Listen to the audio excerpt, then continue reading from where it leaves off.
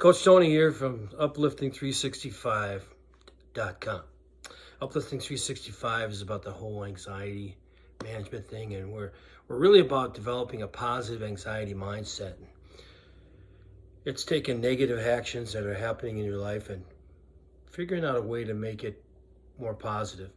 Interesting, in some past messages I've heard from Red Rocks and from Steve Furtick down at Evolution Church, and they talk about how 80% of the things that we're going to think about are negative, okay?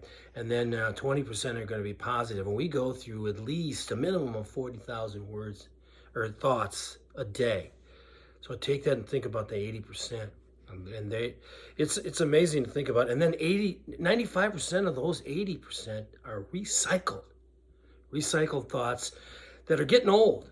And they're getting frustrating, and those are the ones that can kind of really wear on us, I think. Some of the new ones are intense, and it's basically spiritual warfare from there, and you can tell people about that, but you got to be able to deal with that spiritual warfare and then come out on the other end. But yesterday was tough for me because I had to put down my dog.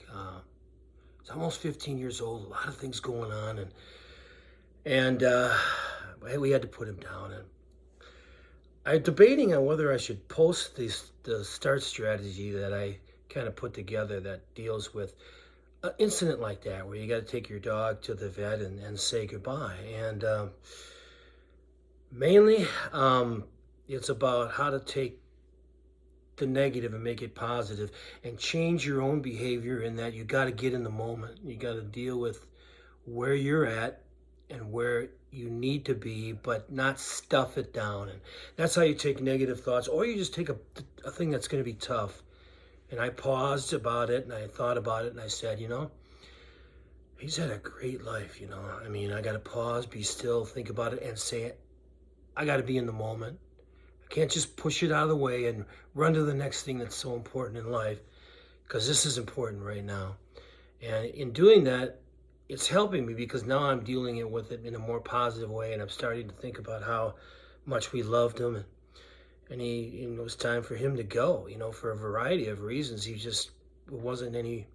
quality of life was just really getting low, and we had a chance to everybody say goodbye. And so then I took him, and I don't feel as bad about it as I would have, I think, if I just said, I'm taking him, and it just abruptly just ended everything for everybody, So we used it as an opportunity to take something that was going to be negative and try to figure out how it's going to be positive down the road. And that's what positive anxiety mindset means to me.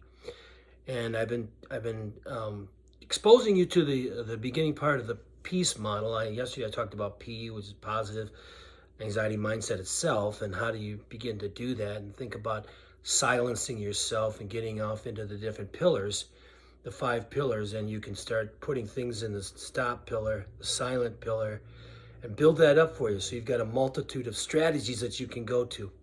So in that process, I did the start strategy for myself. And the second piece of the model is to have emotional resilience.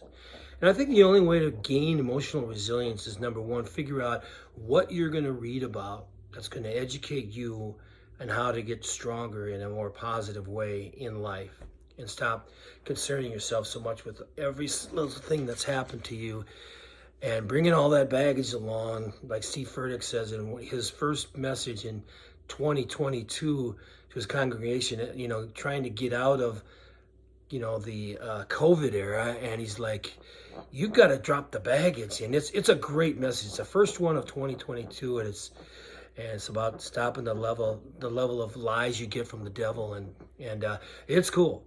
And so what I've decided is, one of the things that's really important to me now is to figure out how to take the omnipresence of my God and his omniscience and say that, he already knows what's happening. My free will is the thing that's going to make it good or bad in the end. What decisions am I going to make? How am I going to decide to live my life? And we can talk about that a lot. I can talk about a lot of different things, but it's all a part of this process of managing anxiety and dealing with it in a way where, even if it's got to be there, I don't know, maybe you give it a name. Mine is it. And then you take it from there. I'll see you next time.